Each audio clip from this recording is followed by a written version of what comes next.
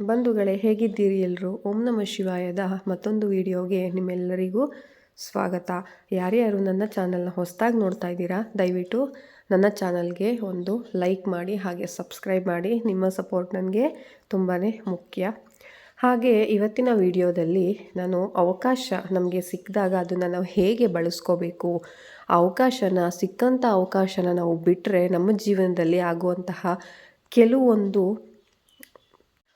ನಷ್ಟಗಳ ಬಗ್ಗೆ ನಾನು ಇವತ್ತಿನ ವಿಡಿಯೋದಲ್ಲಿ ನಿಮಗೆ ಹೇಳ್ತಾ ಇದ್ದೀನಿ. ಸ್ನೇಹಿತರೆ, ಒಂದೂರಲ್ಲಿ ಇಬ್ಬರು ಸ್ನೇಹಿತರು ಇರ್ತಾರೆ. ಅವರಿಬ್ಬರಿಗೂ ಕೂಡ ಅನಾಥರಾಗಿರ್ತಾರೆ. ಹಿಂದೆ ಮುಂದೆ ಯಾರೂ ಸಹ ಇರೋದಿಲ್ಲ.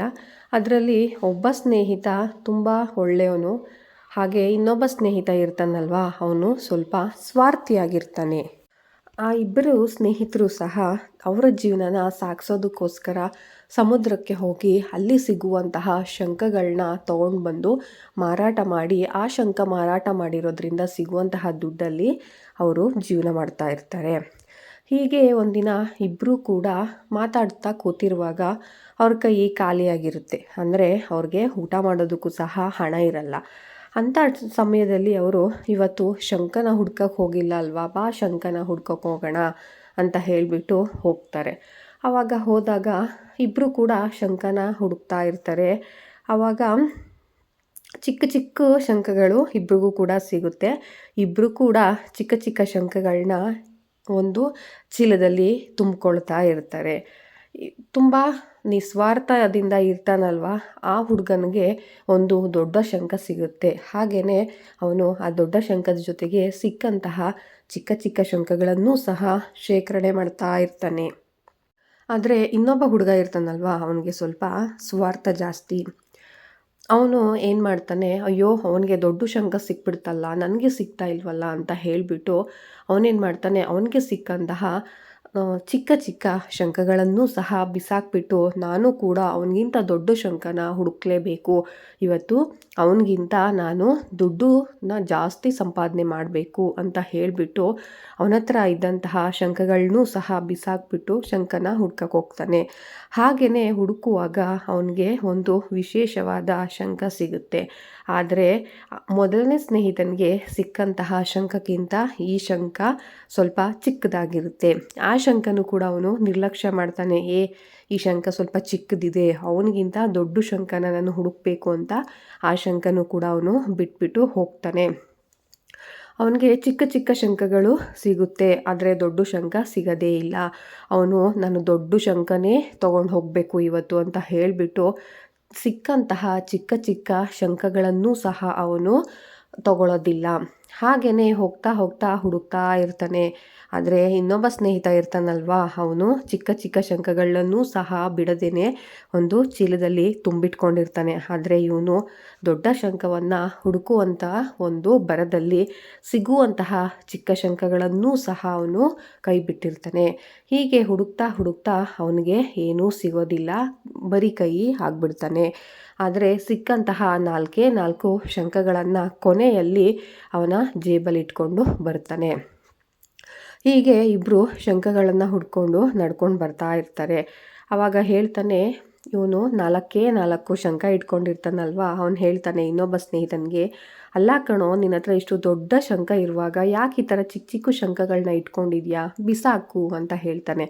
ಆದರೆ ಅವನು, ಇಲ್ಲಪ್ಪ ನಾನು ಬಿಸಾಕಲ್ಲ, ನಾನು ಇದನ್ನು ಕೂಡ ಮಾರಾಟ ಮಾಡ್ತೀನಿ ಅಂತ ಬರ್ತಾನೆ. ಹಾಗೆ ಇಬ್ಬರು ಮಾರಾಟ ಮಾಡೋಕ್ಕೆ ಹೋದಾಗ ಇವನು ಮೊದಲು ತೊಗೊಂಡೋಗಿ ಶಂಖನ ಮಾರ್ತಾನೆ. ಇವನ ಹತ್ರ ಕೇವಲ ಬರೀ 4 ಶಂಖಗಳಿರ್ತವೆ. ಅದರಿಂದ ಅವನಿಗೆ 20 ರೂಪಾಯಿ ಮಾತ್ರ ಸಿಗುತ್ತೆ.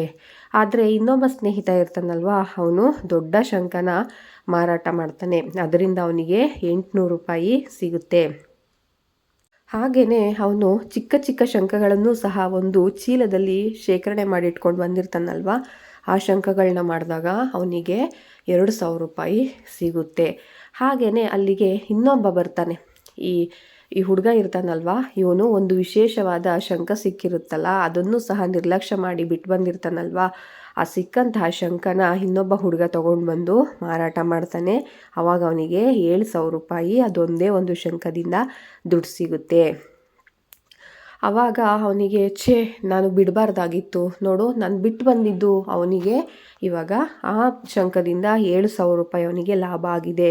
ನಾನು ದೊಡ್ಡ ಶಂಖನ ಹುಡ್ಕೋ ಬರದಲ್ಲಿ ಯಾವುದನ್ನೂ ಕೂಡ ಇವತ್ತು ಸಂಪಾದನೆ ಮಾಡಿಲ್ಲ ಅಂತ ತುಂಬ ಬೇಜಾರಾಗ್ತಾನೆ. ಆವಾಗ ಇನ್ನೊಬ್ಬ ಸ್ನೇಹಿತ ಇರ್ತಾನಲ್ವಾ, ನಾನು ನಿಮ್ಮ ಸ್ನೇಹಿತ ಕಣೋ, ನಿನ್ನನ್ನು ಯಾವತ್ತೂ ಬರೀ ಕೈ ಮಾಡಲ್ಲ, ನಂದು ದೊಡ್ಡ ಶಂಖದಲ್ಲಿ ಬಂದಿರುವಂತಹ ದುಡ್ಡು 800 ರೂಪಾಯಿ ಏನಿದೆ ಅದನ್ನು ನಿನಗೆ ಕೊಡ್ತೀನಿ ಅಂತ ಹೇಳ್ತಾನೆ. ಆವಾಗ ಈ ಹುಡುಗನಿಗೆ ಕಣ್ಣಲ್ಲಿ ನೀರು ಬರುತ್ತೆ. ಯಾಕಂದರೆ ಇವನು ಇಷ್ಟು ನಿಸ್ವಾರ್ಥದಿಂದ ಅವನು ಹುಡುಕಿದಂತಹ ಶಂಖದಿಂದ ಬಂದಂತಹ ದುಡ್ಡನ್ನು ನನಗೆ ಕೊಡ್ತಿದ್ದಾನೆ, ಆದರೆ ಇವನಿಗೆ ದೊಡ್ಡ ಶಂಖ ಸಿಕ್ಬಿಡ್ತಲ್ಲ ಅಂತ ನಾನು ತುಂಬ ಅಸೂಯೆ ಪಟ್ನಲ್ಲ ಅಂತ ಅವನು ತುಂಬ ಬೇಜಾರು ಮಾಡಿಕೊಂಡು ಕಣ್ಣಲ್ಲಿ ನೀರು ಸಹ ಹಾಕ್ತಾನೆ. ಈ ಕಥೆಯಿಂದ ನಾವೇನು ತಿಳ್ಕೊಬೇಕು ಅಂತಂದರೆ, ನಮಗೆ ಸ್ನೇಹಿತರೇ ಆಗಲಿ ಸಂಬಂಧಿಕರೇ ಆಗಲಿ ಒಳ್ಳೆಯದನ್ನು ಮಾಡೋದಕ್ಕೆ ಆಗದೇ ಇದ್ದರೂ ಸಹ ನಾವು ಯಾವತ್ತೂ ಸಹ ಕೆಟ್ಟದ್ದನ್ನು ಮಾಡಬಾರ್ದು. ಹಾಗೆಯೇ ಸ್ವಾರ್ಥನ ಯಾವತ್ತೂ ಇಟ್ಕೋಬಾರ್ದು. ಇವನು ಸ್ವಾರ್ಥ ಮಾಡಿರೋದ್ರಿಂದನೇ ಇವನ ಕೈ ಇವತ್ತು ಬರೀ ಕೈಯಾಗಿದೆ.